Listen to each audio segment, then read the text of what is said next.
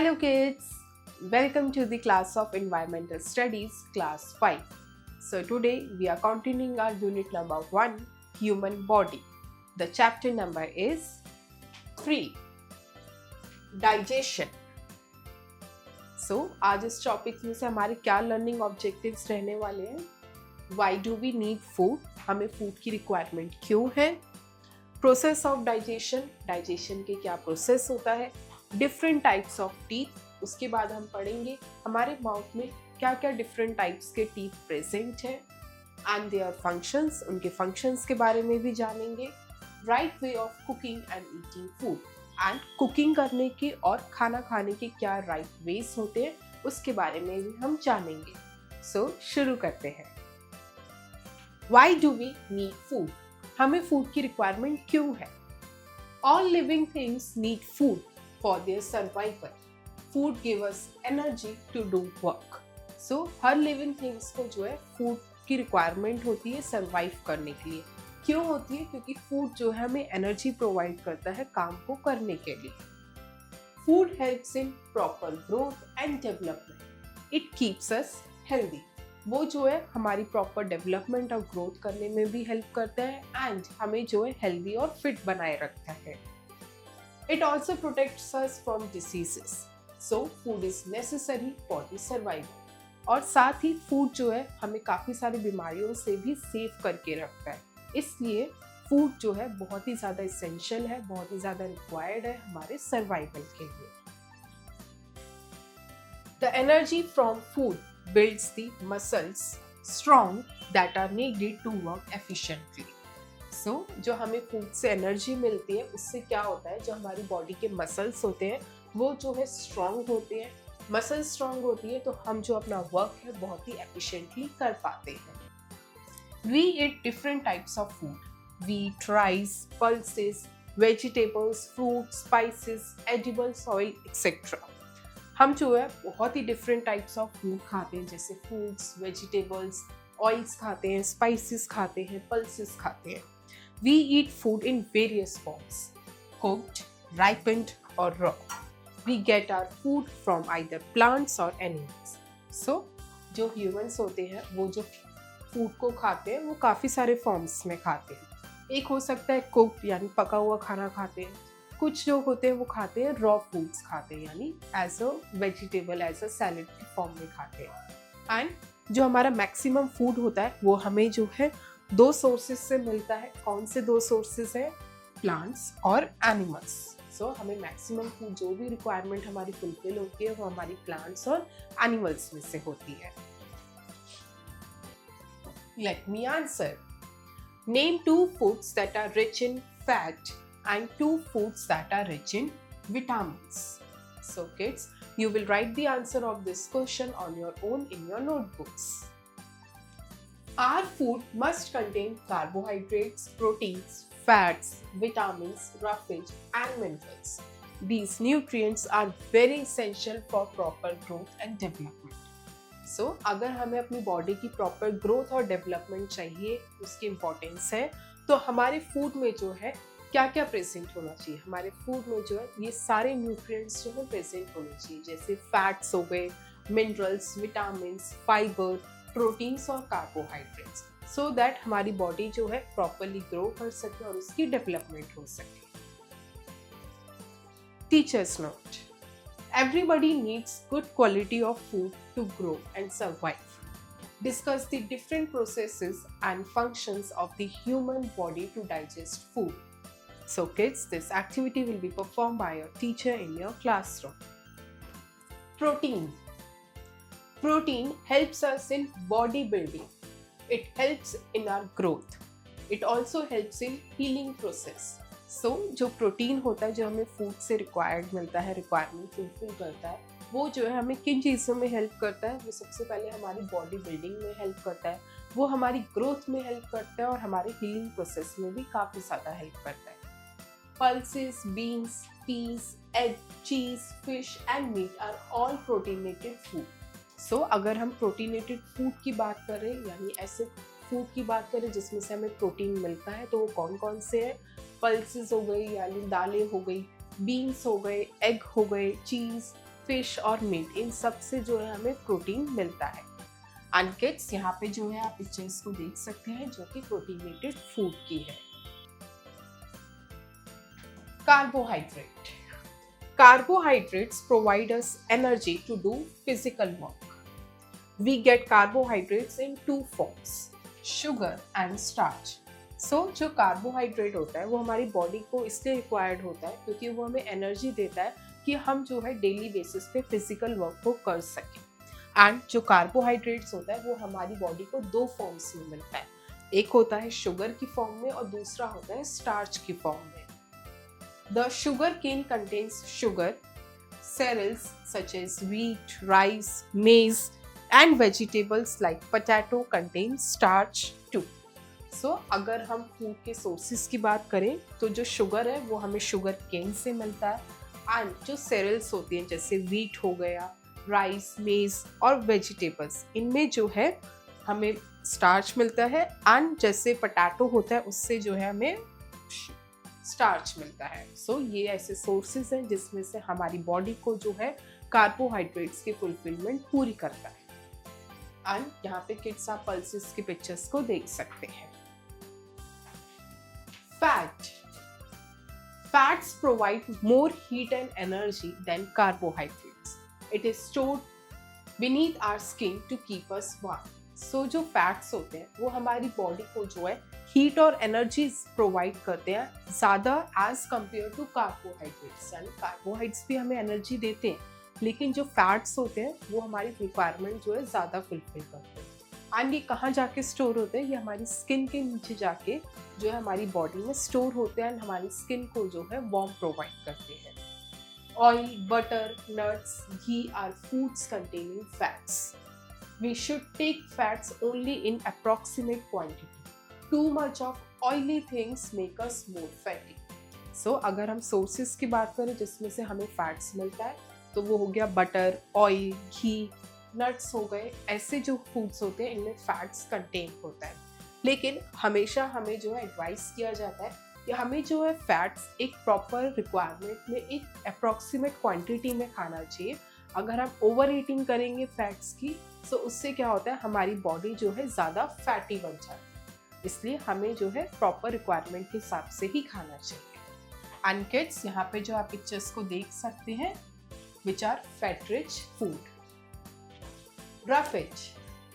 For proper digestion of food, roughage is very important. Raffages are fibers which are not digested with the food, but they help in easy digestion and removal of waste. So, अगर हम चाहते हैं कि हमारी body में जो food है वो प्रॉपरली डाइजेस्ट हो जाए तो हमें फूड के साथ जो है रफेजेस भी खाने चाहिए। यानी फूड के साथ जो है हमें फाइबर्स को भी खाना चाहिए। क्यों खाना चाहिए? ये जो फाइबर्स होते हैं ये खुद तो डाइजेस्ट नहीं होते लेकिन ये बहुत ज़्यादा इम्पॉर्टेंट होते हैं बाकी फूड को डाइजेशन करने की हेल्प करने में। एंड ये जो है जो भी इजीली डाइजेस्ट हो जाता है उसको कर देता है फूड को, और जो डाइजेस्ट नहीं होता वो उसको हेल्प करता है हमारी बॉडी से रिमूव करने में। For roughage we should eat raw leafy vegetables, fruits and cooked food like chapatis which are made of coarse flour. So अगर हम सोर्सेज की बात करें रफेज की यानी फाइबर्स की, तो वो हमें किससे मिलता है? हमें लीफी वेजिटेबल्स खानी चाहिए, फ्रूट्स खाने चाहिए, पका हुआ फूड खाना चाहिए जैसे चपातीस वगैरह हो गई। ये सब जो है हमें खाना चाहिए सो दैट हमारे को जो है बॉडी को फाइबर्स मिल सके एंड हमारे अदर फूड को जो है प्रॉपरली डाइजेस्ट करने में हेल्प कर सके। एंड किड्स, यहाँ पे जो है आप सोर्सेस की पिक्चर्स को देख सकते हैं which are roughages. Vitamins and minerals. Vitamins and minerals keep us healthy by fighting against diseases. They help us in formation of teeth, bones and blood.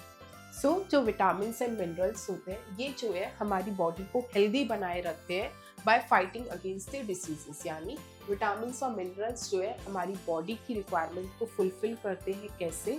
Diseases से, बीमारियों से लड़कर।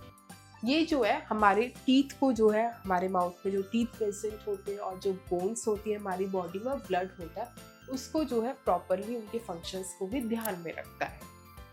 We get vitamins and minerals from fresh fruits, vegetables, milk, and eggs. Vitamins and minerals are also known as protective food. So, जो हमारे को vitamins और minerals मिलते हैं वो हमें किस में से मिलते हैं? हमें फ्रूट्स में से, वेजिटेबल्स में से, एग्स में से, मिल्क में से। ये सारे सोर्सेज जो है हमारी बॉडी के विटामिन्स और मिनरल्स को फुलफिल करते हैं। एंड जो विटामिन्स एंड मिनरल्स होते हैं उनको जो है एज अ प्रोटेक्टिव फूड भी कहा जाता है। क्यों? क्योंकि ये जो है हमें डिसीजेस से प्रोटेक्ट करते हैं। That's why they are also known as protective food. And kids, यहाँ पे आप वेजिटेबल्स और फ्रूट्स की पिक्चर्स को देख सकते हैं। Fact finder: digestion breaks down food into nutrients for the body's energy and growth, facilitated by enzymes and various organs in the digestive system. So, जो डाइजेशन होता है वो क्या होता है? वो जो है हमारे फूड जो है, फूड के जो न्यूट्रिएंट्स होता है, जो कॉम्प्लेक्स न्यूट्रिएंट्स होते हैं, उनको जो है सिंपलर फॉर्म में चेंज करके जो है हमारी बॉडी की एनर्जी को जो है और उसकी ग्रोथ को जो है रिक्वायरमेंट को फुलफिल करता है। कैसे करता है? वो करता है एंजाइम्स जो हमारे माउथ में, हमारी बॉडी में, स्टमक में प्रेजेंट होते हैं, उसकी हेल्प से, और हमारी बॉडी के काफ़ी सारे ऑर्गन्स होते हैं जो कि हेल्प करते हैं डाइजेस्टिव सिस्टम में। Food that contains all the nutrients in right proportion, that is carbohydrates, proteins, roughage, fats, vitamins and minerals, is called a balanced diet. So balanced diet क्या होती है? बैलेंस्ड डाइट ऐसी diet होती है, ऐसा food होता है जिसमें सारे न्यूट्रिएंट्स जो है एक राइट प्रोपोर्शन में, एक राइट क्वांटिटी में प्रेजेंट होते हैं। और वो न्यूट्रिएंट्स कौन कौन से होते हैं? Carbohydrates, proteins, roughage, fats, vitamins और मिनरल्स। यानी ऐसी डाइट जिसमें इन सब का प्रेजेंट होना, उसको कहा जाता है एक प्रॉपर बैलेंस्ड डाइट। एंड यहाँ पे जो है किड्स, आप प्रोटेक्टिव फूड की यानी विटामिन्स एंड मिनरल्स के सोर्सेज के फूड्स की पिक्चर्स को देख सकते हैं। सो किड्स, यहाँ पे जो है आपको बैलेंस डाइट की जो है प्रॉपर ट्राइंगल की फॉर्म में जो आपको पूरा पिक्चर के थ्रू जो है आपको समझा रखा है कि बैलेंस डाइट में क्या क्या कंटेन होता है। इसमें जो है मिल्क, योगर्ट एंड चीज आती है जो कि 2-3 सर्विंग्स के हिसाब से होता है। आप यहाँ पे देख सकते हैं। यहाँ पे जो है आपको वेजिटेबल्स दिखा रखी है जो कि 3 to 5 सर्विंग्स है, यानी 3 to 5 पीपल के अकॉर्डिंग है क्वांटिटी। सबसे नीचे आपको यहाँ पे शो किया गया है bread, serial, rice and pasta, जो कि 6 to 11 सर्विंग्स के इक्वल है। यहाँ पे आपको फ्रूट्स की पिक्चर्स दिखा रखी है for the 2 to 4 servings. Next यहाँ पे आपको meat, poultry, fish, dry beans, eggs और नट्स की भी पिक्चर्स दिखा रखी है। एंड लास्ट में बैलेंस डाइट में आता है fats, oil and sweets use sparingly. So आपको जो है बैलेंस डाइट में जो ये सारी चीज़ों की रिक्वायरमेंट फुलफिल करनी होती है। Milk is considered as a complete food as it contains all necessary nutrients. So milk जो है अपने आप में ही एक complete food माना जाता है, complete meal माना जाता है। क्यों? क्योंकि उसमें जो है जितने भी requirement necessary nutrients होते हैं वो contain होते हैं।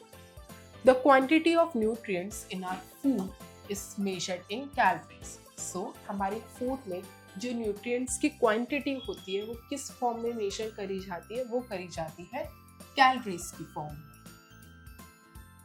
To maintain the nutrients while cooking, we must do the following things. The boiled water of pulses and vegetables contain vitamins, so it should not be thrown away. It should be used in cooking.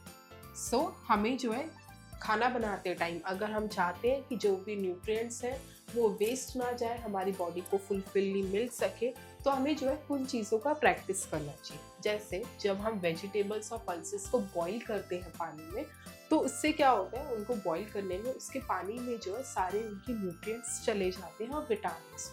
तो हमें जो है ध्यान रखना चाहिए कि उस पानी को हम थ्रो अवे ना करें और अपनी कुकिंग में यूज़ करें। Wash vegetables properly before cutting, as washing destroys the vitamins and minerals of the cut vegetables. So हमें जो है अपने वेजिटेबल्स को जो है जब वॉश करना चाहिए वो काटने से पहले वॉश करना चाहिए। काटने के बाद अगर हम वॉश करते हैं तो इससे क्या होता है, उससे जो है उसमें जो विटामिन और मिनरल्स उसमें प्रेजेंट होते हैं वो पानी के साथ धुल जाते हैं, इसलिए हमें वेजिटेबल्स को कट करने से पहले वॉश करना चाहिए। डाइजेशन। सो किड्स, अब जो है हम डाइजेशन के बारे में पढ़ेंगे। The food we eat is digested by the digestive organs of our body. The nutrients in our food are broken into simpler substances and is absorbed by the blood. This process is called digestion. So digestion क्या होता है? हमारे body में जो है digestive system present है, जिसमें digestive organs होते हैं जो हेल्प करते हैं, फंक्शन करते हैं हमारे फूड को डाइजेस्ट करने में। सो अब डाइजेशन होता क्या है? डाइजेशन जो है एक प्रोसेस है जिसमें क्या होता है, जो हमारा कॉम्प्लेक्स फूड हम खाते हैं वो जो है हेल्प करता है उसको सिंपलर सब्सटेंसेस में ब्रोक डाउन करने में एंड हमारी बॉडी की रिक्वायरमेंट को फुलफिल करने में। The main digestive organs of our body are mouth, food pipe, stomach, small intestine, large intestine, pancreas, gall bladder and anus. So अगर हम हमारी बॉडी के डाइजेस्टिव ऑर्गन्स की बात करें, यानी ऐसे ऑर्गन्स जो अपना रोल प्ले करते हैं फूड को डाइजेशन करने में, तो वो कौन कौन से हैं? उसमें माउथ आता है, फूड पाइप आता है, एंड उसके बाद हमारा स्टमक आता है, small intestine, large intestine, then comes pancreas, gall bladder और एनस। ये ऐसे ऑर्गन्स हैं जो हमारे डाइजेशन में हेल्प करते हैं। Process of digestion. Digestion of food starts in our mouth. The teeth cut the solid food into smaller bites. The saliva gets mixed with these particles and make chyme. So हमारा जो digestion होता है वो हमारा food का वो mouth में ही start हो जाता है। कैसे स्टार्ट होता है? सबसे पहले जो हमारे माउथ में टीथ प्रेजेंट है वो जो है खाने की बाइट्स को लेते हैं एंड उसको च्यू करते हैं, एंड हमारे माउथ में जो है सलाइवा प्रेजेंट होता है जो उस खाने के साथ, उस बाइट के साथ जो है मिक्सअप हो जाता है एंड क्या बनाता है? Chyme. The chyme is rolled in the mouth pipe with the help of tongue. Saliva also helps in breaking the nutrients in simpler forms. So जो saliva और chyme होता है वो क्या करता है? वो जो food को help करता है ब्रेक डाउन करने में simpler forms में, एंड वो रोल डाउन हो जाता है टंग की हेल्प से हमारी फूड पाइप पे। The chyme is passed to the stomach through the food pipe. The stomach with its movement breaks the nutrients in more simpler form by adding juices and passes this into the intestine. उसके बाद food pipe से जो है जो खाना होता है वो हमारे स्टमक में जाता है, एंड स्टमक में जो है बहुत सारे जूसेस का एक्सक्रीशन होता है जो और फर्दर हेल्प करता है उस फूड को सिंपलर फॉर्म्स में ब्रेक डाउन करने में एंड न्यूट्रिएंट्स को गेट आउट करने में। सो किड्स, यहाँ पे जो आप देख सकते हैं digestive organs in the human body कौन कौन से होते हैं। सबसे पहले जो है हमारा माउथ प्रेजेंट होता है, ठीक है, जिसमें से हम बाइट लेते हैं। उसके बाद वो फूड जो है इस फूड पाइप के थ्रू जो है हमारे सबसे पहले हमारे स्टमक में जाता है। स्टमक के बाद स्टमक में वो और सिंपलर फॉर्म में कन्वर्ट होता है, एंड उसके बाद वो जाता है गॉल ब्लैडर से हमारे स्मॉल इंटेस्टाइन्स में। स्मॉल इंटेस्टाइन के बाद वो जाता है लार्ज इंटेस्टाइन में, एंड सबसे आखिरी में जो होता है बचा हुआ हमारे एनस में जाता है। So all these are the organs which helps in the digestion of the food. The liver and pancreas pass their juices into the intestine which helps in complete digestion of nutrients. So उसके बाद क्या होता है, जब food intestine में चला जाता है तो जो लिवर और पैनक्रियास होते हैं वो अपने जूसेस को एक्सक्रीट करते हैं इंटेस्टाइन के अंदर, सो दैट जो वहाँ पे फूड पड़ा है प्रेजेंट है वो और ज़्यादा जो है सिंपलर फॉर्म में कन्वर्ट हो, डाइजेस्ट हो, सो दैट हमें न्यूट्रिएंट्स मिल सके. The simpler form of the nutrients is mixed with the blood. The nutrient-contained blood is passed to other body parts through the blood vessels. So, जो simpler form जो सबसे आखिरी में बच जाता है वो जो है हमारी बॉडी के ब्लड के साथ मिक्सअप हो जाता है, एंड फिर वो ब्लड जो है with the help of the blood vessels हमारी पूरी बॉडी में जो है फ्लो करता है, एंड इससे जो है हमें एनर्जी प्रोवाइडेड होती है. The undigested or nutritionless food is passed out of the body through anus. Kidneys filter the blood and extra water is thrown out in the form of urine. उसके बाद क्या होता है, जो फूड अनडाइजेस्टेड रह जाता है या ऐसा फूड जिसमें न्यूट्रिएंट्स बहुत कम होते हैं वो जो है हमारी बॉडी से पास आउट हो जाता है एंड सबसे पहले जो है वो एनएस में चला जाता है एंड वहाँ से जो है हमारी बॉडी से बाहर निकल जाता है। एंड जो किडनीज होती हैं वो क्या करती है, हमारे ब्लड को फिल्टर आउट करती है एंड जो एक्स्ट्रा वाटर होता है उसको जो है यूरिन की फॉर्म में जो है हमारी बॉडी से पास आउट करती है। Role of teeth in digestion. So अब जो है हम हमारे टीथ के रोल्स के बारे में, फंक्शंस के बारे में जानेंगे, डाइजेशन में वो क्या प्ले करते हैं। We have two sets of teeth during our lifetime, temporary और milk teeth and permanent teeth. So हमारी पूरी लाइफ स्पैन में जो है 2 sets of teeth जो है हमें मिलते हैं। सबसे पहले टेम्पररी, जिसको हम मिल्क टीथ भी कहते हैं, एंड उसके बाद आते हैं permanent teeth. Children up to the age of 7 or 8 years have temporary teeth. They are 20 in number. At the age of 7 or 8 years, the permanent teeth grow after falling off temporary teeth. So जो बच्चे होते हैं, जो 7 से 8 साल तक के बच्चे होते हैं, उनके जो माउथ में टीथ प्रेजेंट होते हैं वो होते हैं टेम्परेरी टीथ, जिनको हम मिल्क टीथ भी कहते हैं। एंड वो कितने होते हैं, वो 20 टीथ जो है उनके माउथ में प्रेजेंट होते हैं। उसके बाद 7 से 8 साल के बाद धीरे धीरे करके जो है उनके जो है तब तक उनके जो मिल्क टीथ होते हैं वो टूटने लगते हैं, उनकी जगह पे जो है परमानेंट टीथ जो है ग्रो करने लगते हैं। There are a total of 32 permanent teeth in an adult. There are different sizes and shapes of teeth. So adult human body के अंदर जो permanent teeth present होते हैं वो होते हैं 32 and teeth के जो है काफ़ी ज़्यादा different shapes होती है और उनके sizes भी different होते हैं। The 4 main types of teeth are. So जो teeth है उसके 4 main types होते हैं, उसके बारे में अब हम पढ़ते हैं। Number 1, incisors. The 4 front teeth that are used for biting the food. So जो हमारे माउथ में शुरू के पहले के 4 टीथ जो है जो प्रेजेंट होते हैं, जो हमें हेल्प करते हैं फूड को बाइट करने में, उनको हम कहते हैं incisors. Number 2, canines. These are also called tearing teeth. These are sharp teeth for tearing the food. In carnivorous, these teeth are very pointed to tear the flesh. So, canines teeth क्या होते हैं? इन teeths को जो है tearing teeth भी कहा जाता है। क्यों? क्योंकि वो इतने sharp और इतने pointed teeth होते हैं जो help करते हैं food को tear करने में। एंड जो कार्निवोरस एनिमल्स होते हैं उनमें जो ये teeth जो है बहुत ही ज़्यादा pointed और sharp होते हैं, क्योंकि वो उनको help करते हैं कि वो दूसरे एनिमल्स का फ्लैश जो है उनको tear करके खा सके। Number 3, premolars. These teeth are broad shaped. They are 4 in number. They are used for cracking and crushing food into pieces. So उसके बाद जो है premolars teeth आते हैं जो कि broad shape के होते हैं एंड ये हमारे माउथ में 4 है। एंड ये क्या फंक्शन करते हैं, किस लिए हेल्प करते हैं? ये हेल्प करते हैं कि हम फूड को जो है क्रैक कर सके, उसको क्रश कर सके पीसेस में, इसलिए जो है ये प्रेजेंट होते हैं। Number 4, molars. Molars are 6 in number. They are also broad and flat. They grind and chew the food.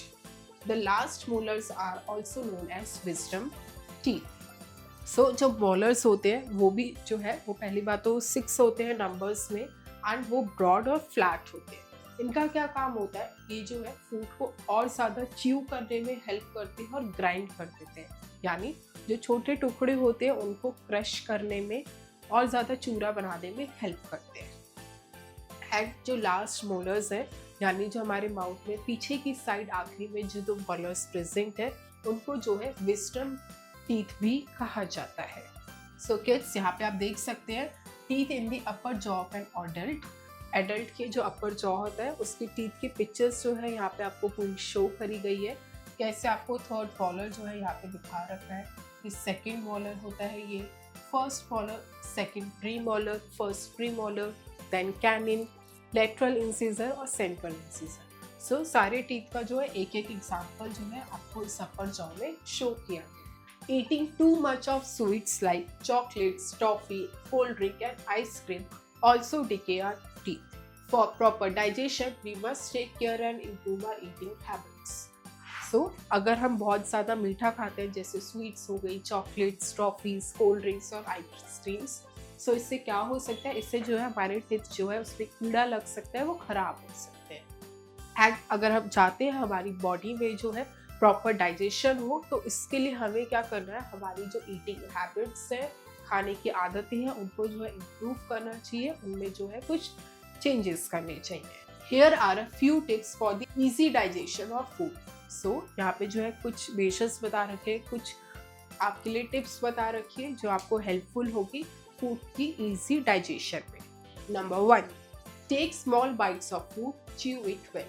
सो हमें जो है खाने की छोटी छोटी बाइट्स लेनी चाहिए और उसको माउथ में जो है अच्छे से चबाना चाहिए। Number 2, never eat in haste with mouth full. So हमें जो है स्पीडी वे में कभी नहीं खाना चाहिए जब हमारा माउथ जो है ऑलरेडी फुल हो। Number 3, eat a balanced diet, drink water, eat both cooked and raw fruits, vegetables in the form of salad. So हमें जो है प्रॉपर बैलेंस्ड डाइट को लेना चाहिए एंड हमें जो है प्रॉपरली पानी का इंटेक लेना चाहिए एंड हमें जो है कुक फूड के साथ साथ रॉ फ्रूट्स भी खाने चाहिए। एज एग्जाम्पल्स हमें प्रॉपरली जो है सैलड्स भी खाने चाहिए। Number 4, try to be regular about the eating time, यानी हमें जो है रेगुलरली जो है ट्राई करना चाहिए कि हम जो है सेम टाइम पर ही रोज खाना खाएं। Number 5, go for toilet every day in the morning, and morning में जो हमें हैबिट रखनी चाहिए कि हम वॉशरूम्स का, टॉयलेट्स का यूज करें। नंबर 6, डू नॉट ओवर ईट, हमें ओवर ईटिंग नहीं करनी चाहिए।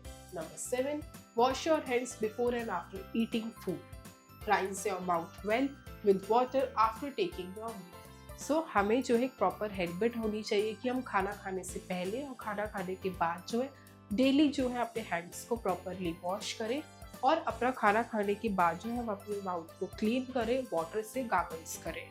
Number 8, avoid eating uncovered eatables और कट फ्रूट्स एंड वेजिटेबल्स। हमें जो है अवॉइड करना चाहिए ज़्यादातर कि हम जो है ऑलरेडी कटे फ्रूट्स और वेजिटेबल्स होते हैं और जो अनकवर्ड होते हैं वो नहीं खाने चाहिए। Number 9, wash fruits and vegetables before eating, and खाना खाने से पहले हमें जो है फ्रूट्स और वेजिटेबल्स धोकर खाने चाहिए। Cooking the food, cooking makes the food easily digestible. It also makes the food delicious. So cook the food, we boil, fry, bake और रोस्ट। सो कुकिंग क्या करता है, कुकिंग हमारी जो है फूड को डाइजेस्ट करने में बहुत ज़्यादा इजी कर देता है और इससे क्या होता है, अगर हम खाना फूड को कुक करके करते हैं तो बहुत ज़्यादा टेस्टी डिलीशियस भी बनता है। एंड हम फूड को किन वेज में कुक कर सकते हैं, हम उसे बॉईल कर सकते हैं, फ्राई कर सकते हैं, बेक कर सकते हैं, रोस्ट भी कर सकते हैं। बिसाइड्स ईटिंग कुक्ड और raw food, we also take preserved food. Food preservation is the method of keeping the food for longer time. Cooked or uncooked foods both can be preserved. And food को cook करने के अलावा हम और क्या method use कर सकते हैं, हम कर सकते हैं प्रिजर्वेशन का यूज, यानी फूड को जो है प्रिजर्व करके रख सकते हैं लॉन्गर ड्यूरेशन के टाइम तक। इसमें क्या होता है, हम जो है कुक फूड हो या अनकुक्ड फूड हो, दोनों को ही हम अलग अलग वेज से जो है उसको प्रिजर्व करके रख सकते हैं, यानी उस वे में रख सकते हैं कि उनका जो यूज़ है वो लॉन्गर टाइम तक चल सके, खराब ना हो। To preserve food we generally freeze it as ice cream और कस्टर्ड। तो प्रिजर्व करने के लिए हम क्या क्या कर सकते हैं, हम जो है जनरली आइसक्रीम्स और कस्टर्ड्स होते हैं उनको फ्रीज करते हैं, उनको जमाते हैं।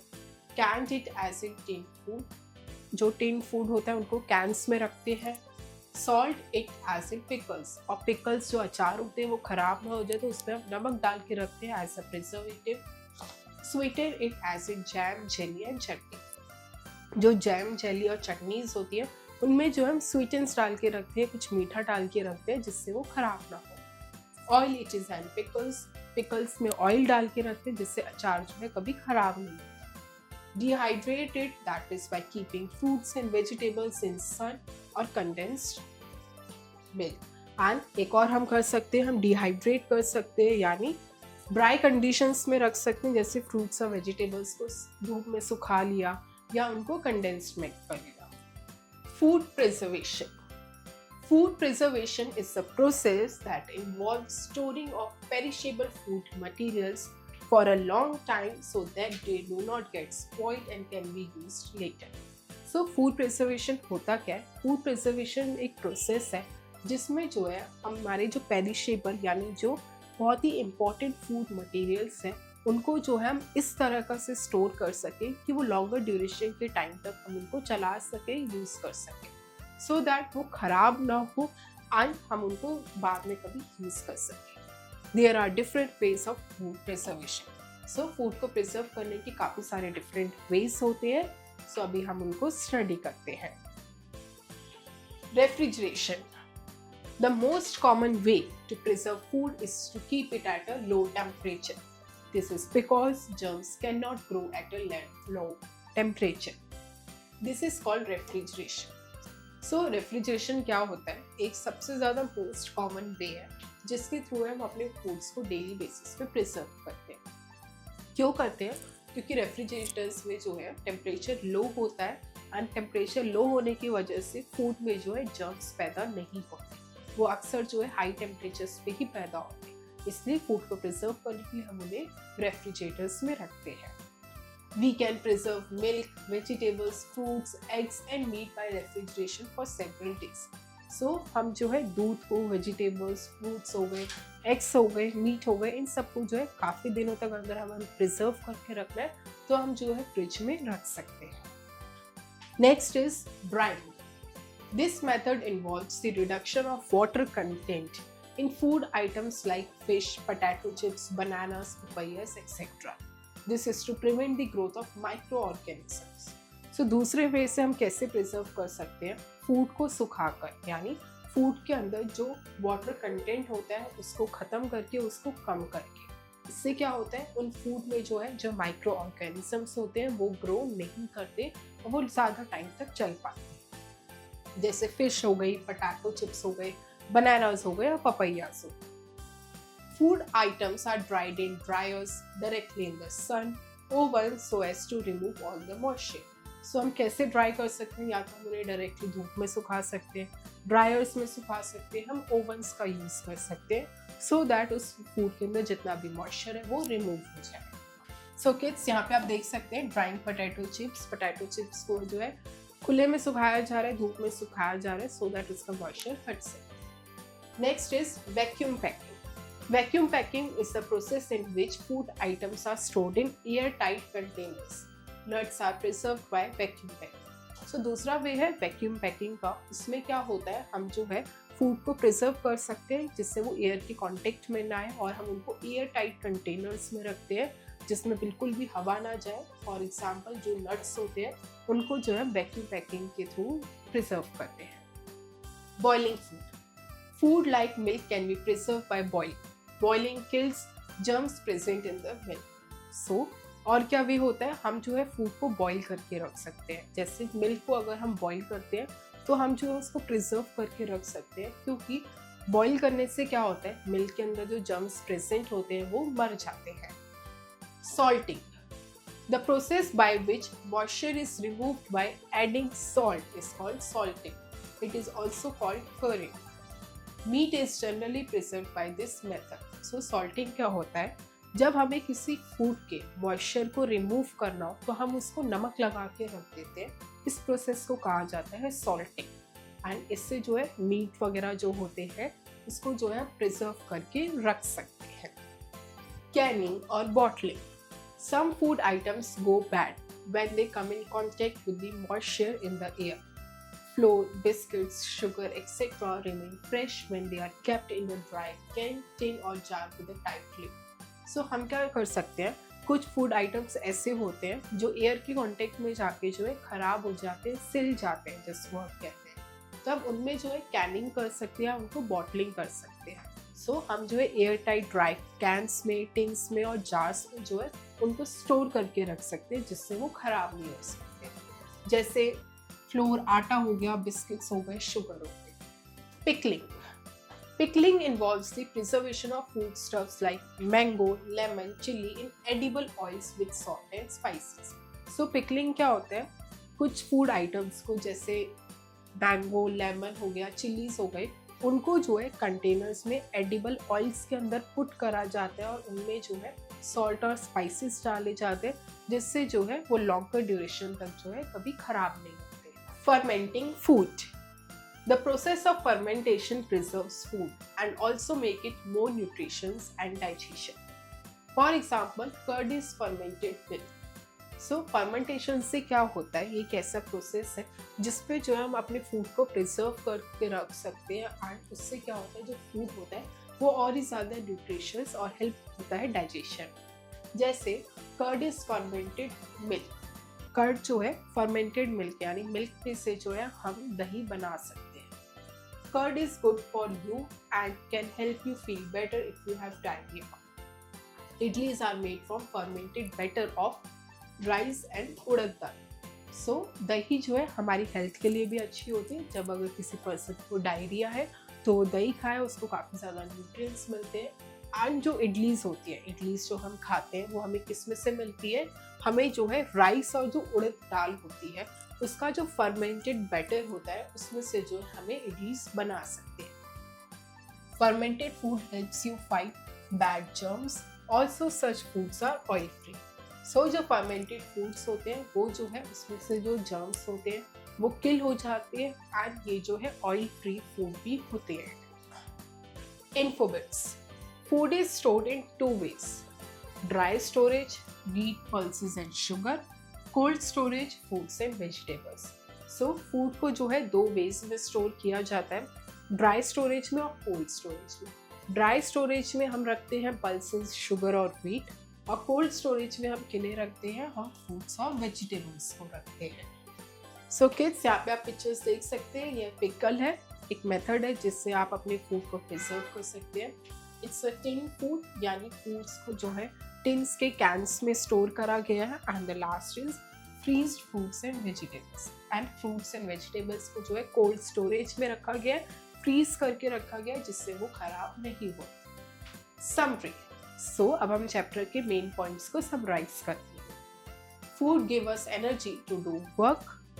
Nutrients are very essential for proper growth and development. Fats provide heat and energy. It remains stored in our body. Roughage are fibers which help in easy digestion. It is very important to preserve food. It is done by refrigeration, drying, vacuum packing, boiling, salting, canning, bottling and pickling. Exercise. A. Tick the correct option. A. Digestion of food starts in our dash. Options are mouth, stomach, intestine. The correct answer is mouth. B. Dash helps in breaking the nutrients in simpler forms. Options are water, saliva, teeth. Answer is saliva. C. Dash makes the food easily digestible. Cooking, chewing, dehydrating. Answer is chewing.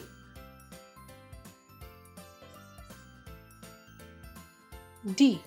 Premolar teeth are dash. Options are 6 in number, 4 in number, 8 in number. Answer is 4 in number.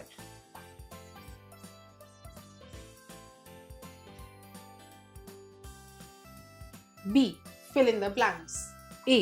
The dash cut the solid food into smaller bites.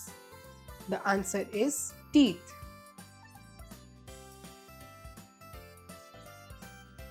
B.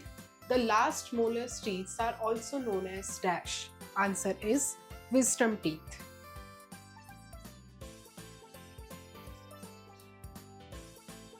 C.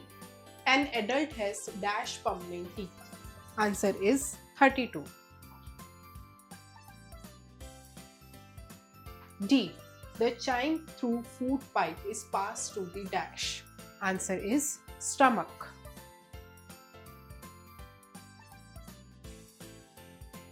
C. Right, true or false? A. Vegetables should be washed after chopping. False. B.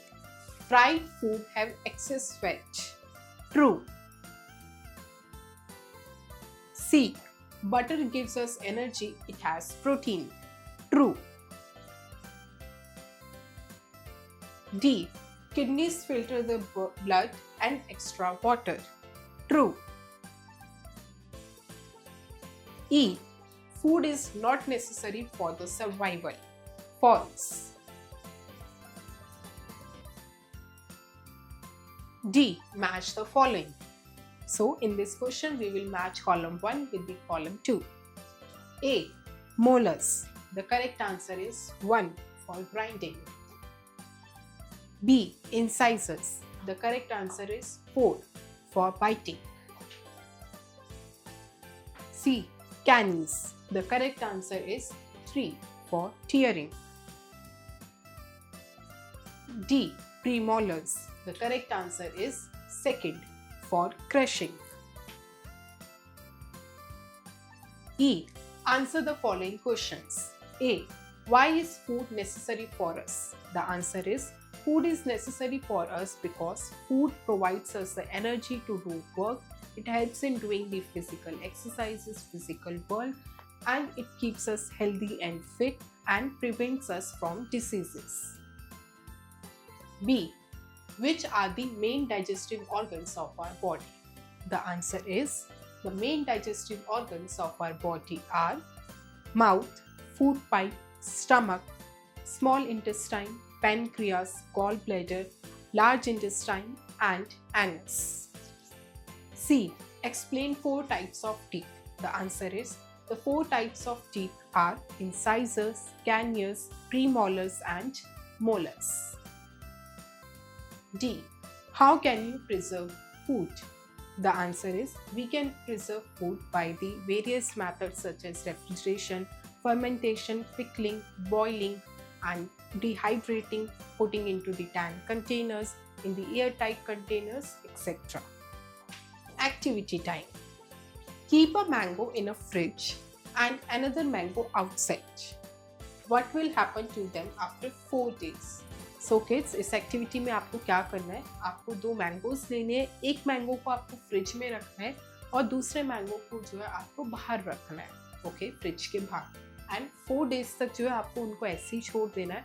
And after 4 days आपको observe करना है कि first mango में और second mango में क्या क्या differences हैं, क्या क्या चेंजेस उनमें आए हैं, एंड उसको जो है आप अपनी नोटबुक में नोट डाउन करेंगे. So kids, you will do this activity on your own.